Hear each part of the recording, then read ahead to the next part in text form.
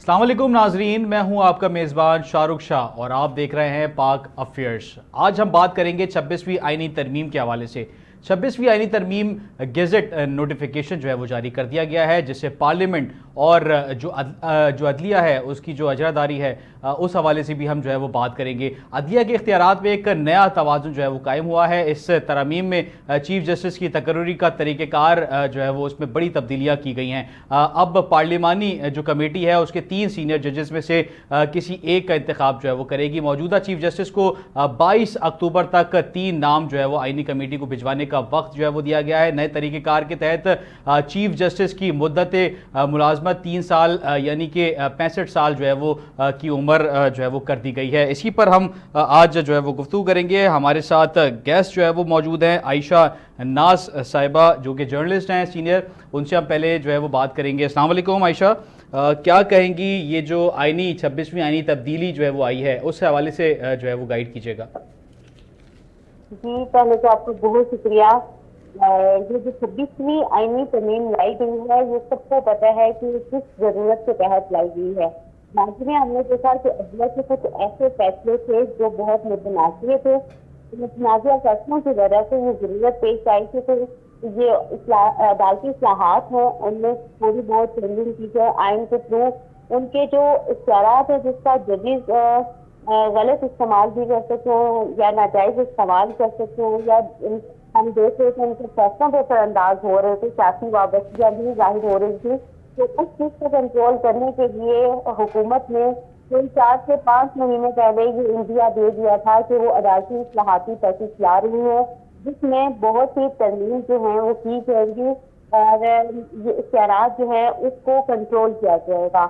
हमने देखा कि तकरीबन 1.5 से 2 महीने पहले हुकूमत ने अचानक से ऐलान कर दिया कि वो 26वीं तरमीम ला रही है, लेकिन जब वो पहले ला रही थी तो उन्होंने किसी भी सियासी जमात को एतमाद में नहीं दिया और अचानक से पता चला कि तरमीम होने जा रही है। मौलाना साहब के राब्ते शुरू हो गए, लेकिन मौलाना साहब उस वक्त भी नहीं माने और उस वक्त जब पहला मुसवदा लाया गया था वो 56 नकात पर मुश्तमिल था, जिसमें बहुत सी ऐसे शिकें थी जो बहुत मतनाज़िर थी। बाकी सियासी जमातों ने भी उन शिकों की मुखालफत की थी। तो उसके बाद हमने देखा कि 2 दिन जिस तरह ये तमाम सिनेरियो जो अभी मौजूदा गुजरा है, इससे कबल भी 2 दिन ऐसे ही सिनेरियो हुआ। हफ्ते इतवार से इजलास बुलाए गए, इजलास में इसके अलावा इस जो हुकूमत का मुसवदा था उसको डिस्कस किया गया, लेकिन मौलाना साहब जो थे वो नहीं मारे थे। उनका कहना था कि हमें कुछ टाइम दिया जाए, हम इसको देखेंगे, पढ़ेंगे, एक एक चीज पर गौर करेंगे, उसके असरात क्या हो सकते हैं उसका जायजा लेंगे, उसके बाद हम फैसला करेंगे कि हमें इस तरमीम में हिस्सा लेना है या इस तरमीम में वोट डालने हैं या नहीं। तो हमने देखा कि 1.5 से 2 हफ्ते, बल्कि आप ये कह लें कि 3 हफ्ते का टाइम लिया गया।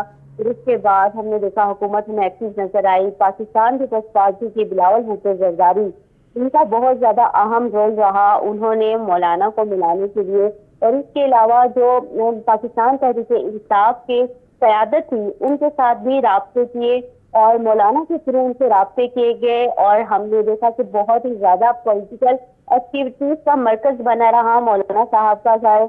और ये जो 56 निकाती एजेंडा था वो 26 नकात पर यानी 26 नकात पर आ गया। इस हवाले से स्पीकर कौमी असम्बली ने एक खुसूसी कमेटी की तश्कील दी, जिसमें तमाम सियासी जमातों के लिए ये फोरम ओपन था कि वो यहाँ पर आए और इस मसवदे पर डिस्कस करें। तकरीबन इस खुसूसी कमेटी के 10 इजलास हुए और 10 इजलास में पाकिस्तान तहरीक इंसाफ की भी नुमाइंदगी हमने देखी कि उनके भी लोग आते रहे और एंड टाइम तक उन्होंने कोई ऐसी तजावीज या कोई ऐसा ड्राफ्ट जो था वो कमेटी में जमा नहीं करवाया था।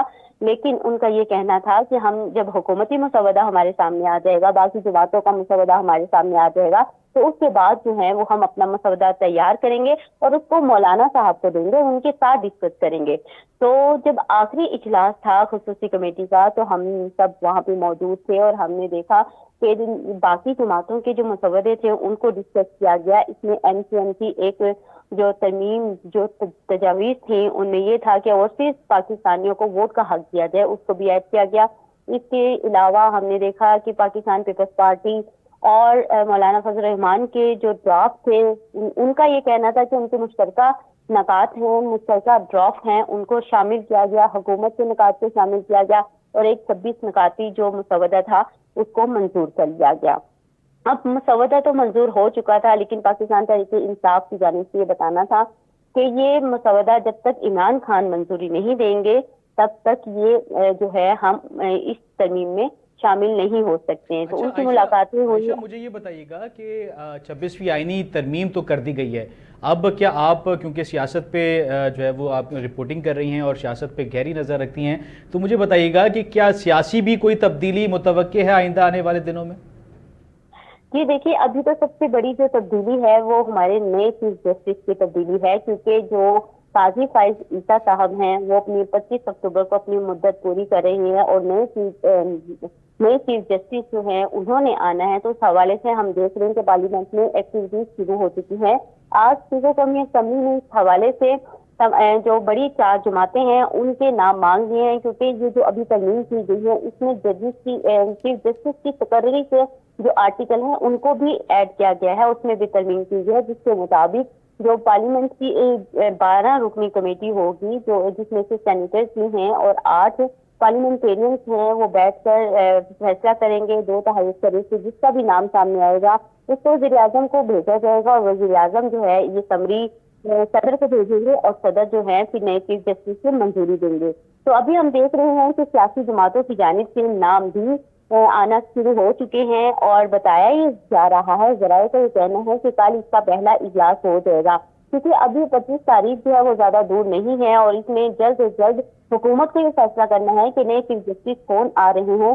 تو اس میں کمیٹی کے پاس میکسیمم 2 ڈیز ہیں، اس میں وہ فیصلہ کریں گے کہ نئے چیف جسٹس کون آ رہے ہیں، اور ہمارے ذرائع کا بتانا ہے کہ ہو سکتا ہے کہ نئے چیف جسٹس جو ہے وہ یحییٰ افریدی ہوں، لیکن ابھی یہ صرف امکان ہے۔ ابھی 3 ججز کے نام جو ہے وہ جوڈیشل کمیشن کی طرف سے یا پھر وزارت قانون کی طرف سے بھیجے جائیں گے کمیٹی کو، اور اس سے کمیٹی جو ہے کنسنسس کرے گی اور ایک نام جو ہے وہ بھیجے گی جس کی منظوری صدر صاحب دیں گے۔ تو ابھی اس وقت جو ہم دیکھ رہے ہیں تو یہی پولیٹیکل ایکٹیویٹی ہے۔ کل سینٹ کا اجلاس بھی بلایا گیا ہے، قومی اسمبلی کا اجلاس بھی بلایا گیا ہے اور ان اجلاس میں روٹین کی کارروائی کی گئی ہے، لیکن یہ جو اصلاحاتی پیکج لایا گیا ہے اس کا جو تعلق صرف اور صرف عدلیہ سے ہے، موسٹلی عدلیہ کے جو معاملات ہیں، خاص طور پہ جو آئینی بینچ کے حوالے سے بات کی جا رہی ہے۔ آج ہم نے دیکھا کہ سپریم کورٹ میں بھی اس کا ذکر ہوا اور جو جسٹس عائشہ ہیں اور ان کے ساتھ جسٹس منصور علی شاہ ہیں انہوں نے اس سے تذکرہ بھی کیا۔ جی اب ہم کیا کہیں گے کہ کون سا آئینی بینچ کیس آئینی بینچ میں سنا جائے گا اور کون سا عدالت میں سنا جائے گا، کنفیوژن ہو جائے گی۔ تو اس طرح اسی پہ میں موقف لوں گا۔ ہمارے ساتھ ایڈوکیٹ طارق محمود صاحب موجود ہیں۔ السلام علیکم طارق محمود صاحب، پیپلز لائر فورم سے آپ کا جو ہے وہ تعلق ہے۔ سر کیا کہیں گے آج منصور شاہ صاحب نے بھی جو ہے وہ، کیا آپ مجھے سن سکتے ہیں؟ جی آپ کی آواز مجھے لاؤڈ اینڈ کلیئر ہے۔ سر مجھے بتائیے گا کہ آئینی جو ہے وہ 26ویں جو ترمیم ہے وہ کر دی گئی ہے، مگر آپ کو کیا لگتا ہے کہ یہ ترمیم جو ہے وہ عوامی فوائد کے لیے ہے اور اس سے کیا جو ہے وہ فائدہ ہو سکتا ہے؟ سر سب سے پہلے تو میں پوری قوم کو 26ویں آئینی ترمیم متفقہ طور پر 2/3 اکثریت کے ساتھ دونوں ایوانوں سے سینیٹ سے بھی اور قومی اسمبلی سے بھی منظور ہونے پر مبارکباد پیش کرتا ہوں۔ جیسا کہ چیئرمین پاکستان پیپلز پارٹی بلاول بھٹو زرداری صاحب نے بتایا تھا کہ صرف 15% ایسے کیسز ہیں جو آئینی نیچر کے ہیں، کانسٹیٹیوشنل نیچر کے ہیں، اور ان 15% کیسز کی وجہ سے سارا کا سارا برڈن سپریم کورٹ پہ تھا۔ اب جو کرمنل کیسز کی اپیلز تھیں یا سول کیسز کی اپیلز تھیں یا جو بیسک فنڈامنٹل رائٹس کے جو ایشوز تھے، لوگوں کی جو اپیلز پینڈنگ تھیں سپریم کورٹ آف پاکستان میں، وہ ان کے لیے بڑا مسائل کا سامنا کرنا پڑ رہا تھا۔ ایسے لوگ بھی تھے جن کے کیسز 10 15 سال سے پینڈنگ تھے اور ان کو سنوائی کا موقع نہیں مل رہا تھا، مگر ہم نے یہ دیکھا ماضی میں کچھ دن پہلے بھی، یا ہماری جو آئینی تاریخ ہے وہ گواہ ہے کہ کچھ پولیٹیکل پارٹیز کے اشاروں پہ جیسے رات کو مطالبہ کیا جاتا تھا جلسوں پہ اور صبح سوموٹو ایکشن لے لیا جاتا تھا، اور وہ لوگ جو بیچارے 15 سال سے اور آئین کی نظر میں سب شہری برابر ہیں۔ طارق صاحب یہ بتائیے گا جسٹس منصور صاحب نے جو ریمارکس ختم کیا گیا ہے اور اس میں بہت ساری ایسی تبدیلیاں لائی گئی ہیں جس سے عوام کو انشاءاللہ تعالیٰ فائدہ پہنچے گا۔ اچھا طارق صاحب یہ بتائیے گا جسٹس منصور صاحب کا جو اختیارات کو جس طریقے سے مس یوز کیا جاتا تھا فرد واحد کی طرف سے، وہ اختیارات کا مس یوز ہونا بھی انشاءاللہ تعالیٰ کم ہوگا. جیسے آپ دیکھتے ہیں کہ پاکستان پیپلز پارٹی نے ہمیشہ اختیارات کو ڈیوالو کرنے کی بات کی ہے, 58(2)B کو ختم کیا. اسی طرح صدر پاکستان آصف علی زرداری نے اپنے اختیارات جو ہیں پارلیمنٹ کو منتقل کیے. یہ اختیار جو ججز کی اپائنٹمنٹ کا تھا, یہ اختیار بنیادی طور پر اگر ہم پاکستان کی تاریخ پر نظر دوڑائیں تو یہ اختیار شروع میں گورنر جنرل کے پاس تھا, اس کے بعد صدر پاکستان کے پاس رہا, پھر یہ آہستہ آہستہ یہ اختیار پرائم منسٹر کے پاس چلا گیا. یہ الجہاد ٹرسٹ کیس میں جب محترمہ بے نظیر بھٹو صاحبہ نے ججز کو اپوائنٹ کیا, اچھا طارق اس صاحب وقت یہ اختیار بالکل جو ہے لے وہ کے یہ ہسٹری جو ہے وہ عوام جو ہے وہ جاننا چاہتی ہے, بالکل اس کے اوپر بات کریں گے. مگر یہ سر بتائیے گا کہ جسٹس منصور شاہ صاحب جو ہیں انہوں نے جو ریمارکس دیے ہیں اس پہ بتائیے گا کہ انہوں نے یہ کہا ہے کہ لگتا ہے کہ سوال ہر روز جو ہے وہ اٹھے گا کہ عام بینچ جو ہے وہ یہ فیصلہ سنے گی یا آئینی بینچ جو ہے وہ یہ فیصلہ سنے گی. اس میں کیا جو ہے وہ ان کو کنسرنز ہیں؟ نہیں دیکھیں, ان کے کنسرنس تو جو مرضی ہوں, جب جج اپنی کرسی پہ بیٹھتا ہے تو اس کو آئین اور قانون کے مطابق فیصلہ کرنا پڑتا ہے, اس کو ٹھیک ہے وزڈم اپلائی کرنی پڑتی ہے, مگر وہ ری رائٹنگ آف لا کا کام نہیں کر سکتا.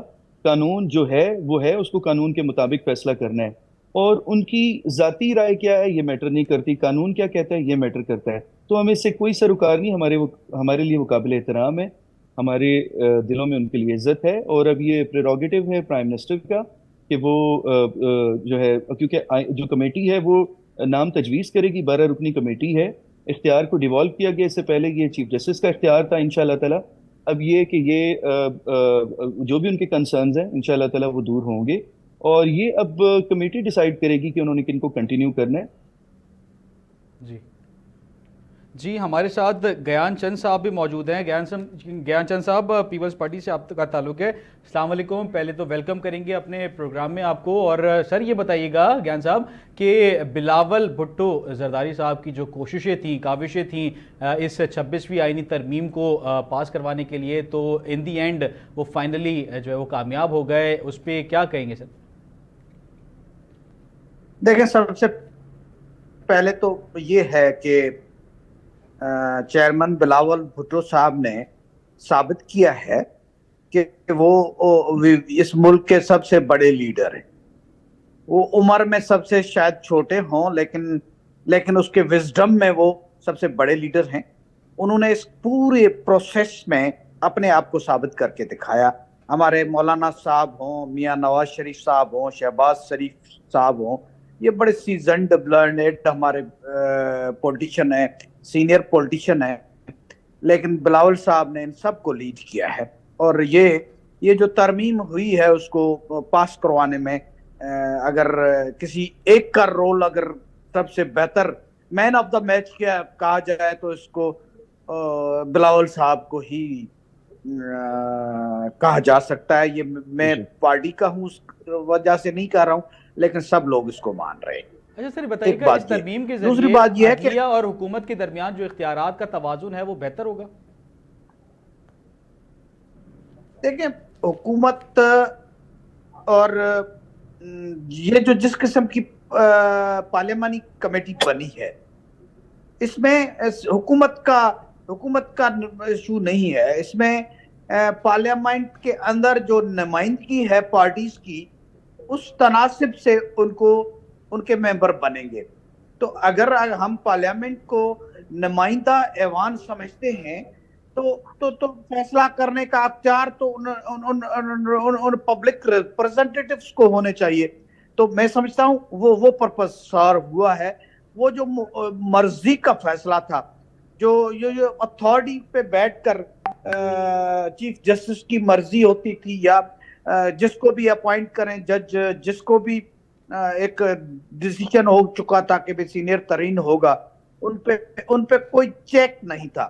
تو اب یہ ایک کمیشن بنا ہے جو جوڈیشری کے پرفارمنس پہ بھی چیک رکھے گا, ان کی اپائنٹمنٹ کے بھی چیک رکھے گا, اور وہ پبلک ڈیمانڈز کے مطابق ہوگا. ایسا نہیں ہے کہ جس کو چاہیں, جس وزیر اعظم کو چاہیں اس کو ہٹا دیں, جس وزیر اعظم کو چاہیں اس کو بٹھا دیں, جس کو چرگے کھلانے ہیں اس کو چرگے کھلائیں, جس کو مٹن کھلانا ہے اس کو مٹن کھلائیں, جس کو جو فیسلٹیز ہوں وہ دے دیں, کچھ لوگوں کو بالکل ہی بھول جائے. تو اس قسم کے فیصلے نہیں ہوں گے. گورنمنٹ اور اپوزیشن کی نمائندگی ہے, اس نمائندگی کے بنیاد پہ, اور ججز کی بھی نمائندگی ہے جوڈیشل کمیشن میں, وہ آپس میں بیٹھ کر ایک جو ہے نا میننگ فل ڈسکشن کریں گے. اس کے بعد جو بھی جوڈیشری آئے گی وہ اس ملک کے عوام کی نمائندہ جوڈیشری ہوگی. اور ہر وقت میں اس جج کو یہ رہے گا کہ اگر میں اپنے منصب سے انصاف نہیں کروں گا, کوئی ڈیسیشنز میکنگ میں اگر میں کسی کی طرف جھکا دکھاؤں گا, تو میرے سے کوئی پوچھنے والا بھی ہے. اور وہ پارلیمنٹ ہوگا جو لوگوں کا نمائندہ پارلیمنٹ ہے. وہ کسی پارٹی کی صرف نہیں ہوگا, وہ پارلیمنٹ کا پورا ایک وزڈم ہوگا, سب پارٹیز کے نمائندے وہاں پہ بیٹھے ہوئے. جی طارق محمود صاحب, یہ بتائیے گا کہ عدلیہ میں ججز کی جو تعیناتی کا عمل ہے اس میں شفافیت بڑھانے کے لیے مزید اصلاحات کی جو ہے وہ ضرورت ہے؟ سب سے پہلے تو میں آپ کو ایک اپنی بات بتاؤں کہ مجھے یہ فخر حاصل ہے کہ ہم نے شہید محترمہ بے نظیر بھٹو صاحبہ کی کال پہ عدلیہ بحالی تحریک میں حصہ لیا. مگر افسوس کی بات یہ ہے کہ اس عدلیہ بحالی تحریک کے نتیجے میں جو صاحب آئے منصب پہ, افتخار محمد چودھری, انہوں نے پاکستان کو جس طرح کے اندھیروں میں دھکیلا اور جس طرح سے اپنے اختیارات کو مس یوز کیا. سوموٹوز, اب وحیدہ شاہ کے تھپڑ پہ انہوں نے سوموٹو لیا, ٹیکا اوڑو کی بوتل پہ انہوں نے سوموٹو لیا, اور اس طرح مس یوز کیا. گھرنے پہ سوموٹو لیا. پرائم منسٹر کو کھڑے کھڑے جو ہے اس نے گھر بھیج دیا 1 منٹ کی سزا دے کر. تو عدلیہ ڈیفینیٹلی اکاؤنٹیبل ہونی چاہیے. جمہوریت کا حسن ہوتا ہے اکاؤنٹیبلٹی. اگر ہم پارلیمنٹیرین سے ایکسپیکٹ کرتے ہیں کہ ان کی اکاؤنٹیبلٹی ہونی چاہیے, ان کی اکاؤنٹیبلٹی کے لیے ادارے بنے ہوئے ہیں, اینٹی کرپشن کے ادارے ہیں, نیشنل اکاؤنٹیبلٹی بیورو ہے, فیڈرل انویسٹیگیشن ایجنسی ہے, تو وائی ناٹ جوڈیشری. ملک میں دیکھیں, یہ مونارک نہیں ہے, یہ ڈیموکریسی ہے. مونارک اور ڈیموکریسی میں بیسک ڈفرنس فنڈامنٹل رائٹس کا ہوتا ہے. یہ جو آرٹیکل 8 سے 28 تک 20 فنڈامنٹل رائٹس ہیں, یہ آپ ایکسرسائز کر سکتے ہیں. اب دیکھا جائے تو عدلیہ جو ہے اس پہ آپ دیکھیں نا, سپریم جوڈیشل کونسل میں کتنے ایسے کیسز ہیں. میں ہمارے ایک چیف جسٹس رہے ہیں سندھ ہائی کورٹ کے, ان کے خلاف کیس تھا کہ انہوں نے پاکستان کا جھنڈا جلایا, تو ان کو جیل کسٹڈی ہوئی تھی, مگر سپریم جوڈیشل کونسل میں ان کا کیس پینڈنگ ہے, کسی نے آج تک ان کو کچھ نہیں کہا. شوکت عزیز صدیقی والے کیس کو دیکھیں. اچھا, جو ان کے خلاف جاتے ہیں ججز, جو ان کو ایکسپوز کرتے ہیں, ان کے خلاف وہ فیصلے سناتے ہیں. اور ویسے ججز جو ہیں وہ آئین قانون ہر چیز سے بالاتر ہوتے ہیں. تو ملک میں سیکریٹ کاؤ کو کانسیپٹ جو ہے وہ ختم ہونا چاہیے. میں آپ کو بتاؤں, ہم عدالتوں میں پیش ہوتے ہیں, ججز میں اتنی فرونیت ہوتی ہے. 2 طرح کے ججز ہوتے ہیں. ایک وہ ججز ہوتے ہیں جو لوگوں کو ریلیف دیتے ہیں, ٹائملی انصاف کرتے ہیں, جو اب اگر 9 مہینے میں کیس کو ڈیسائیڈ کرنا ہے تو وہ کوشش کرتے ہیں کہ 9-10 مہینے میں کر دیں. دوسرے وہ ہوتے ہیں جو پینڈنسی کی طرف لے کر جاتے ہیں, کبھی ان کا موڈ نہیں ہوتا, کبھی ان کی طبیعت خراب ہوتی ہے, کبھی وہ جو ہے. اور پھر دوسرا, اگر ججز کی اپوائنٹمنٹ کی آپ نے بات کی ہے, میں آپ کو سیریسلی بتا رہا ہوں, ہمیں پتہ ہوتا ہے کہ کون سے جج کا کون سا وکیل فرنٹ مین ہے, ہمیں یہ بتایا جاتا ہے. بلکہ ہمارے کلائنٹس جو ہیں ایسے وکلا کو تلاش کرتے ہیں کیونکہ وہ ان کے فیلو ججز ہوتے ہیں. اب جو سپریم جوڈیشری ہوتی ہے اس میں بیٹھے جج صاحبان اپنے چیمبر کے لوگوں کو جج اپوائنٹ کرواتے رہے ہیں ماضی میں, اور وہ میں نام نہیں لینا چاہتا مگر میں پرسنلی ایسے بہت سارے ججز کو جانتا ہوں. پھر وہ جب ریٹائر ہو جاتے ہیں, وہ ریٹائرمنٹ کے بعد ٹل ڈیتھ وہ اپنے گھر سے بیٹھ کے حکومتیں کر رہے ہوتے ہیں. لوگ ان کے چیمبرز میں جا کے ڈھیلے کرتے ہیں اور لوگوں کو انصاف نہیں ملتا. تو بڑے بڑے مافیا پھر بھاری بھرکم فیسن کو جا کے پہنچاتے ہیں اور اس کے بعد ان کو مرضی کا ریلیف مل جاتا ہے.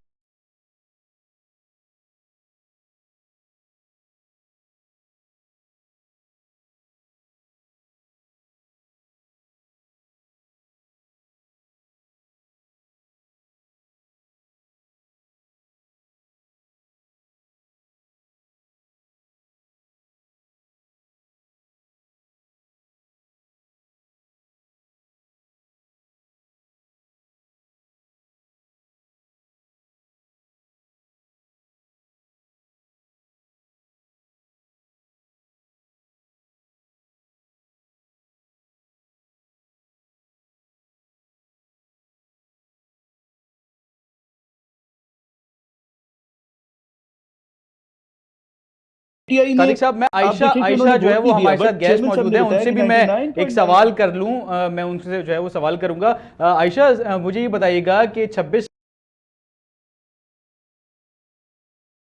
وہ بالکل اینٹی تھا، وہ خلاف تھے بالکل 26ویں آئینی ترمیم کے. پھر اس کے بعد حکومتی وفد جو ہے وہ گیا، منانے کی کوشش کی، پھر پی ٹی آئی سے بھی ملاقات انہوں نے کی. پھر ایک دور جو ہے وہ پی ٹی آئی کی طرف جو ہے وہ ہوا کہ پی ٹی آئی کی قیادت مولانا صاحب سے ملنے کے لیے گئی، مگر ان دی اینڈ مولانا صاحب کا جو حمایت ہے وہ حکومت کی طرف تھا. یہ رضامندی ہوئی کیوں؟ جی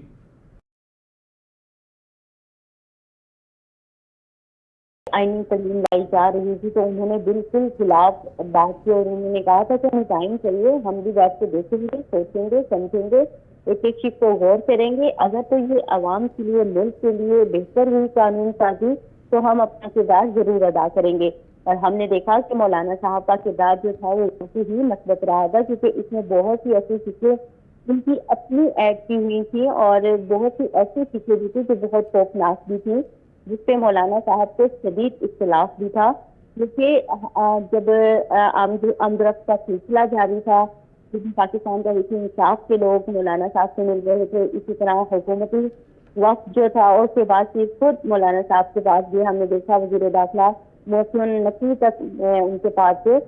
تو اس مسودے میں بہت سی ایسی چیزیں تھی جو بہت متنازع تھی، جس کی وجہ سے اگر وہ چیزیں ایڈ کر لی جاتی تو عدلیہ جو ہے وہ بہت زیادہ متاثر ہوتی ہے، اور اس کی خود مختاری بھی بہت متاثر ہونے کا خدشہ تھا، جس کو مولانا صاحب نے اس مسودے سے نکالا. آپ نے سنا ہوگا مولانا صاحب کہہ رہے تھے کہ ہم نے کالے سانپ کے منہ سے دانت نکال دیے ہیں.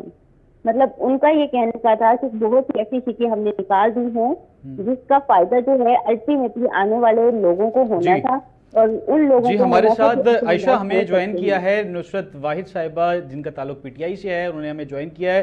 السلام علیکم نصرت صاحبہ، ویلکم اگین ہمارے پروگرام پاک افیئرس میں. کیا کہیں گی 26ویں آئینی ترمیم، پی ٹی آئی کی کوشش تھی کہ یہ آئینی ترمیم میں ان کے حساب سے جو ہے وہ چیزیں ہوں، مگر ان دی اینڈ 26ویں آئینی ترمیم بھی پاس ہو گئی، اور کچھ جو آپ لوگ کے ارکان تھے انہوں نے بھی جو ہے وہ اس کے حق میں ووٹ ڈالے. جی نصرت صاحبہ، آپ کو میری آواز آ رہی ہے؟ جی آ رہی ہے.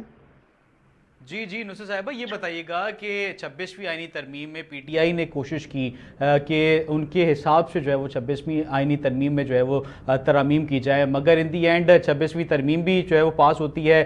پی ٹی آئی کے جو ارکان ہیں انہوں نے بھی جو ہے وہ اس کے حق میں ووٹ ڈالا، اس پہ کیا کہیں گے؟ بسم اللہ الرحمن الرحیم. بہت شکریہ اپنے پروگرام میں لینے کا. مجھے جن لوگوں نے ووٹ ڈالا آپ کو پتا ہے کہ وہ کتنے میں بکے؟ 1 ارب سے زیادہ ان کی قیمتیں لگی ہیں، اور وہ اس میں بک گئے جنہوں نے ووٹ ڈالا ہے. کیونکہ ہماری طرف سے ہمارے چیئرمین کا حکم تھا بالکل اس میں کسی نے ووٹ نہیں ڈالنا، اور کوئی نہیں جائے گا سوائے 4-5 لوگوں کے. انہوں نے کہا تھا اسمبلی میں کوئی نہیں جائے گا، لیکن کچھ لوگ بکے اور وہ اس میں ویٹنگ میں تھے کہ یہاں اگر خدا نخواستہ کم پڑ جاتا ہے تو پھر ان کو لایا جائے گا. تو پارٹی میں کوئی چیک اینڈ یہ بیلنس نہیں تھا نصرت صاحبہ کہ چیک کیا کون سا جاتا ہے کہ چیک اینڈ کون کس بیلنس سے مل ہونا رہا ہے؟ چاہیے؟ مجھے بتائیے، یہ کیا آپ کو پتہ نہیں کہ کیا ہو رہا تھا؟ کتنے دنوں سے کس طرح کی حرکتیں ہو رہی تھی؟ لوگوں کو نہ صرف یہ کہ خریدنے کی آفر ہو رہی تھی، بلکہ ان کے گھروں کو، ان کے آفیسز کو، ان کے کارخانوں کو نہ صرف توڑا جا رہا تھا، بلکہ اندر جو را مٹیریل تھا وہ تک اٹھا کے لے کے چلے جاتے تھے. اور کتنی اذیتوں میں رکھا گیا، کس طرح آپ کو پتہ ہے زرتاج گل کو کیسے پکڑا ہے اس کے گھر سے ننگے پاؤں ننگے سر. وہ عورت کبھی آج تک اس کے سر سے دوپٹہ نہیں اترا. اس کو کس طرح گھسیٹتے ہوئے لے کے گئے، اور وہ وہاں جا کے کھانے میں بیٹھی ننگے پاؤں ننگے سر. ووٹ دینے کی کیا بات کر رہے ہیں آپ؟ ہم لوگ، ہم میں سے شاید کوئی بھی ایسا نہیں ہوگا جو ووٹ دینا چاہتا ہوگا، اس لیے کہ یہ جو ہم نے اجازت دے دی ہے فارم 47 والی پارلیمنٹ کو، ان کے پاس حق کون سا تھا اس قسم کی آئینی چینج لانے کا؟ بلاول زرداری دنیا کا سب سے بڑا لیڈر بن گیا. بھائی جب تم پیسہ کھولو گے اس طرح تم لوگ، تو پھر کیا ہوگا؟ لوگ کیسے نہیں آئیں گے؟ اتنی بڑی بڑی آفر جو 50 کروڑ سے نکلی، آگے 60 کروڑ گئی، 80 کروڑ گئی، اس کے بعد 1 ارب تک چلی. ہم نے تو یہ بھی سنا ہے کہ ہمارے کچھ سینیٹرز کو 3 ارب روپے کی آفر ہوئی ہے اور انہوں نے قبول کی ہے. میں گیان چند صاحب سے جو ہے وہ موقف جاننے کی کوشش کروں گا. گیان چند صاحب، نصرت صاحبہ یہ کلیم کر رہی ہیں کہ جو ارکان نے، پی ٹی آئی کے جو ارکان ہیں، انہوں نے جو ووٹ ڈالا ہے، ان کا جو مبینہ طور پہ جو بولا گیا ہے، بتایا گیا ہے، وہ 1 ارب روپے سے زیادہ جو ہے وہ ان کو پیسے دیے گئے ہیں. کیا اس میں کتنی صداقت ہے؟ देखिए, झूठ बोलने से कोई कोई चीजें सच नहीं हो जाती, और इनका इनका अगर कोई इख्तलाफ इनको नहीं था तो किसने कहा था कि भी आप वोट ना डालो? ये इमरान खान के से मुलाकात के लिए मिन्नतें कर रहे थे कि भी हमारी मुलाकात करवा लो। फिर मौलाना साहब से उन्होंने कंसेंट दिया कि भाई हम ये नहीं करेंगे, वो नहीं करेंगे। आज तक जो भी वोट पड़े हैं उनमें से पीटीआई का कोई भी वोटर नहीं है। उन सब लोगों ने कहा है कि हम इंडिपेंडेंट इलेक्शन लड़के आए हैं, हमने कोई एफिडेविट नहीं लिया। इन पीटीआई वालों को ये भी पता नहीं है कि वो सुन्नी इत्तेहाद के हैं, पीटीआई के हैं या आज़ाद हैं। पहले ये तो फैसला कर लें। फिर इस तरमीम में जो सबसे अच्छी बात हुई है वो ये हुई है कि ये कॉन्स्टिट्यूशनल अमेंडमेंट्स एक दौर के लिए नहीं होती है, ये हमेशा के लिए होती है। इसमें कल कोई भी पार्टी पावर में हो सकती है, किसी की भी अक्सरियत हो सकती है। इस वक्त में जो पार्लियामेंट मौजूद है उसमें जो government prime minister Nawaz Sharif है उसकी भी अक्सरियत नहीं है।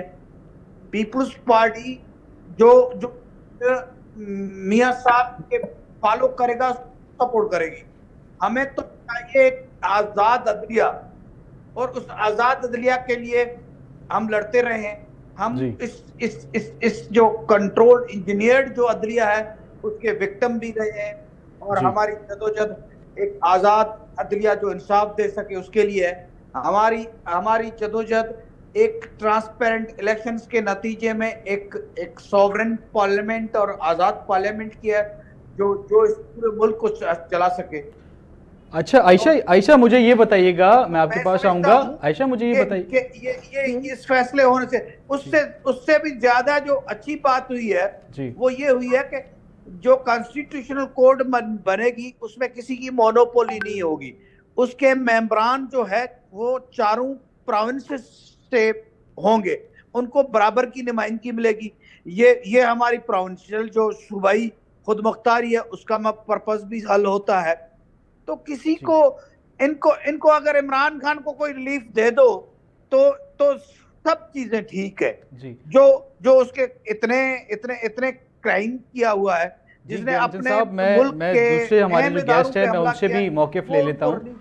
आयशा मुझे ये बताइएगा कि जो पीटीआई ये क्लेम कर रही है कि उनके जो अरकान ने वोट डाला है उनके साथ ट्रेडिंग जो है वो की गई है, क्या इसमें कितनी सदाकत है? क्योंकि आप जो है वो इसके ऊपर जो है वो सियासी नज़र भी रखती हैं, रिपोर्टर भी हैं, तो आप क्या समझती हैं कि वाकई जो है वो कोई ट्रेडिंग हुई है? और इसी के साथ साथ कोई आने वाले जो सियासत में तब्दीलियाँ हैं वो भी एक्सपेक्टेड है? क्योंकि पीपल्स पार्टी ये क्लेम कर रही है कि जो बिलावल का किरदार था वो काफ़ी अहम था इस आईनी तरमीम को पास करवाने के लिए, और उनको आने वाले जो दिन हैं उसमें उनको एक अहम जो है वो तरक्की मिल सकती है।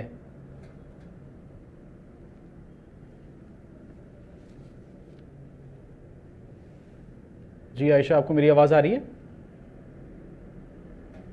जी ज्ञानचंद साहब मुझे ये बताइएगा कि पीपल्स पार्टी में बिलावल साहब का जो किरदार है उसमें उसकी आपने जो है वो तारीफ़ की, और हमने भी देखा कि 26वीं आईनी तरमीम में वो पास करवाने की भरपूर जो है वो हत्तुल इम्कान कोशिश जो है वो कर रहे थे, और इन दी एंड वो कामयाब भी हुए। क्या लगता है कि आपको जो मुख्तलिफ जो ज़राए हैं वो ये क्लेम कर रहे हैं कि इसका रिवॉर्ड उनको बहुत जल्द मिलेगा? देखिए, मेरी नज़र में तो बिलावल ने उनकी कायदाना सलाहियतों ने ये साबित कर दिया है कि बिलावल ही हमारे मुल्क के मुस्तकबिल के लीडर हैं, और बिलावल में ही वो विजडम मौजूद है जो इस मुल्क को क्राइसिस से निकाल सकता है।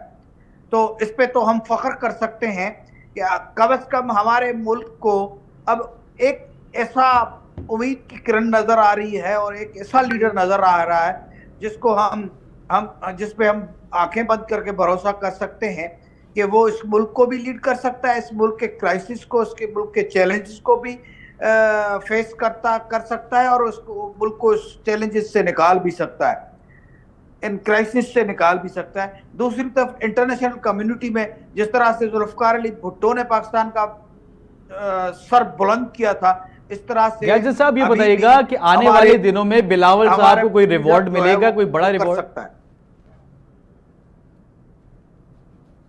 जी جی کوئی بڑا ریوارڈ ملتا ہوا نظر آ رہا ہے آپ کو بلاول صاحب کو؟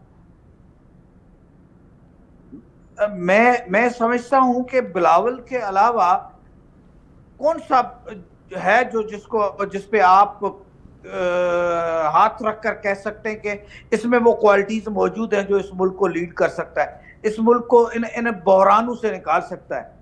ایک بلاول ہی نظر آ رہے ہیں پورے اس پورے سینریو میں. تو میری پارٹی کے لیڈر ہیں اس لیے بھی میں فخر کرتا ہوں، لیکن بینگ اے پاکستانی ہم سمجھتے ہیں کہ یہ ہماری مٹی جو ہے وہ ابھی زرخیز ہے، اور اس نے بلاول جیسا لیڈر پیدا کیا ہے. وہ اس ملک کو سب کرائسس سے نکال سکتا ہے، وہ انٹرنیشنل چیلنجز کو بھی فیس کر سکتا ہے، اور ہمارے انٹرنل جو ایشوز ہیں ان کو بھی فیس کر سکتا ہے. اس میں وہ بولڈنس بھی ہے، اس میں وہ وائزنس بھی ہے. جی عائشہ مجھے یہ بتائیے گا کہ جو پی ٹی آئی ہیں وہ یہ کلیم کر رہی ہے کہ ان کے جو ارکان ہیں ان کے ساتھ ٹریڈنگ جو ہے وہ کی گئی ہے، اور یہ مبینہ طور پہ جو ہے وہ پی ٹی آئی کی جانب سے الزام جو ہے وہ لگایا جا رہا ہے. اس میں آپ مجھے بتائیے گا کتنی صداقت ہے، اور پیپلز پارٹی کے حوالے سے بتائیے گا بلاول بھٹو کا جو کردار تھا اس 26ویں آئینی ترمیم میں، آپ کو کیا لگتا ہے اس کا کوئی ریوارڈ ان کو بہت جلد ملنے والا ہے؟ دیکھیں جی جیسے کہ آپ نے ابھی بات کی ہے کہ ان کے مخالفین بھی. جی عائشہ مجھے بتائیے گا، گیاجن صاحب عائشہ سے جو ہے وہ موقف جاننے کی کوشش کروں گا. عائشہ مجھے بتائیے گا. جی آپ نے دیکھا ہوگا کہ اس میں جتنے بھی ووٹ ڈالے گئے ہیں اس میں آزاد امیدوار جو تھے انہوں نے ووٹ دیے ہیں ترمیمی بل کی مسودے کی منظوری میں. اس میں جو پاکستان تحریک انصاف ہیں ان کے لوگوں نے ووٹ نہیں دیے، اور کوئی بھی ایسا رکن نہیں ہے جس نے اپنی پارٹی کے ساتھ غداری کی ہو. اسی طرح اگر سینٹ کی بات کر لی جائے تو سینٹ میں بھی بی این پی کے جو 2 سینیٹر تھے وہ آگے تھے اور انہوں نے ووٹ ڈال کر اس آئینی ترمیم کو منظور کروایا تھا. اس میں بھی پاکستان تحریک انصاف کا ایک ووٹ شامل نہیں تھا. جس طرح پاکستان تحریک انصاف کی جانب سے دعویٰ کیا جا رہا ہے کہ ہارس ٹریڈنگ ہوئی ہے، اس بار ہم نے دیکھا کہ حکومت جو تھی انہوں نے پوری تیاری کی ہوئی تھی، اور جو آزاد امیدوار تھے قومی اسمبلی کے وہ آزاد تھے، وہ پارٹی کے ساتھ ان کی افیلیشن نہیں تھی، انہوں نے ووٹ دیے. کیونکہ مولانا کے ووٹ کے بعد ان کے پاس 223 ووٹ تھے، اور اس آئینی ترمیم کو منظور کرنے کے لیے 224 ووٹ درکار تھے. تو باقی جو 2 ووٹ آئے تھے وہ آزاد امیدوار کی طرف سے آئے تھے، جس کی وجہ سے یہ آئینی ترمیم جو تھی یہ بھرپور انداز میں منظور ہو گئی. تو اب یہ کہا جائے کہ ہارس ٹریڈنگ ہوئی ہے یا پاکستان تحریک انصاف کے لوگوں کو ڈرایا دھمکایا گیا ہے یا ان سے زبردستی کی گئی ہے، تو اس کے کوئی اثرات جو ہیں وہ ہم نے نہیں دیکھے پارلیمنٹ میں. اور یہ جو ووٹنگ ہوئی تھی بالکل اوپن ہوئی تھی، سیکرٹ باکس کے تحت یہ ووٹنگ ہوئی نہیں ہے.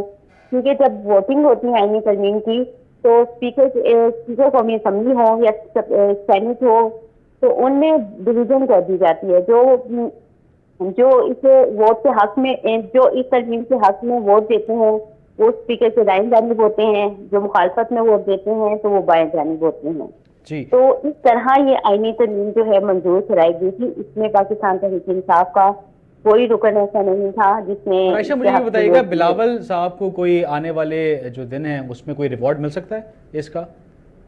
جی دیکھیے ابھی تو بلاول بھٹو زردار کا بہت اچھا کردار رہا. ہم نے دیکھا کہ ان کی کافی کاوشیں تھی، بہت ایکٹیو نظر آئے، اور دن رات کی محنت کے بعد وہ تمام جماعتوں کو ساتھ لے کے چلنے میں اور آئینی ترمیم کی منظوری میں ان کا کلیدی کردار ادا رہا. لیکن اگر بات کی جائے کہ ان کو ریوارڈ کب ملے گا، ریوارڈ چونکہ ہم اتنا جلدی نہیں دیکھ رہے. جس طرح ہم نے دیکھا کہ پاکستان پیپلز پارٹی کو آلریڈی آئینی عہدے ملے ہوئے ہیں. وہ بے شک گورنمنٹ کی جو کابینہ کا حصہ نہیں ہے، لیکن جتنے بھی پاکستان کے آئینی عہدے ہیں اس میں پاکستان. جی عائشہ طارق صاحب کے پاس میں آؤں گا. طارق صاحب یہ بتائیے گا کیا اس ترمیم سے عدلیہ اور حکومت میں جو درمیان تنازعات جو چل رہے تھے اس کا خاتمہ جو ہے ممکن ہو سکے گا؟ جی طارق صاحب کیا آپ کو میری آواز آ رہی ہے؟ جی جی آپ کو میری آواز آ رہی ہے؟ طارق صاحب جی میں یہ سمجھتا ہوں کہ تنازعات کچھ بھی نہیں تھے. آواز آ رہی ہے؟ جی جی جی جی بولے جی. دیکھیں یہ ہماری عدالتیں ہیں، ہمیں ان پہ ٹرسٹ ہے اور ہم نے ہمیشہ ان کا احترام کیا ہے. عدلیہ کو یا عدلیہ میں بیٹھے جو جج صاحبان ہیں ان کو اپنے کردار سے ثابت کرنا ہوگا کہ وہ امپارشل ہیں. جج کی نہ کوئی جب ججز اوتھ لیتے ہیں تو اس میں وہ اس بات کا اعادہ کرتے ہیں کہ نہ ان کی فیملی ہوگی جب وہ ججمنٹ دے رہے ہوں گے، تو ان کے نزدیک ان کا کوئی ریلیشن شپ میٹر نہیں کرے گا، ان کے نزدیک صرف اور صرف آئین اور قانون میٹر کرے گا. تو میں یہ سمجھتا ہوں کہ ہماری کسی سے کوئی ذاتی دشمنی نہیں ہے اور نہ ہی ہونی چاہیے. اور انشاءاللہ تعالیٰ اس امینڈمنٹ کے بعد جو کہ اب منظور ہو چکی ہے، جو گورنمنٹ کے ساتھ ایک ریلیشن شپ ہے وہ مزید سموتھ ہوگا، کیونکہ گورنمنٹ جو ہے وہ جمہوریت جو ہوتی ہے وہ جمہور کی منشا کا نام ہوتا ہے، اور جو الیکٹڈ نمائندگان ہیں وہ عوام کی بات کرتے ہیں، وہ ان میں سے کسی کا کوئی پرسنل انٹرسٹ نہیں ہے. تو میں یہ سمجھتا ہوں کہ کسی پولیٹیکل پارٹی کی نیت پہ کوئی شک نہیں کرنا چاہیے اور ججز کی بھی نیت پہ کوئی شک نہیں کرنا چاہیے. ہم چاہتے ہیں کہ ایک آزاد عدلیہ ہو، اور تمام پولیٹیکل پارٹیز جو ہیں ان کی یہی خواہش ہے، سب نے کنسنسس کے ساتھ اس بات کا قائد اعظم نے بھی دیکھیں یہی خواب دیکھا تھا. طارق صاحب قائد وقت اعظم کی نے کمی ہے، پروگرام اینڈ کرنا ہے. مجھے گیان چند صاحب سے جو ہے وہ آخری کے جو ہے وہ کامنٹس درکار ہیں. جی طارق صاحب، گیان چند صاحب یہ مجھے بتائیے گا کہ 26ویں آئینی ترمیم جو ہے وہ ہو گئی ہے، اب نئے ججز کی جو آئینی جج ہیں ان کے تعیناتی کے لیے جو ہے وہ کل تک یہ فیصلہ جو ہے وہ ہو جائے گا. ممکنہ طور پہ کون کس کو جو ہے وہ سلیکٹ کیا جانا ہے اور کون سلیکٹ ہوگا، اور آئینی بینچز کس طریقے سے سر کام کریں گی، شارٹ جو ہے وہ کامنٹس میں بتا دیجیے گا، پروگرام اینڈ کرنا ہے.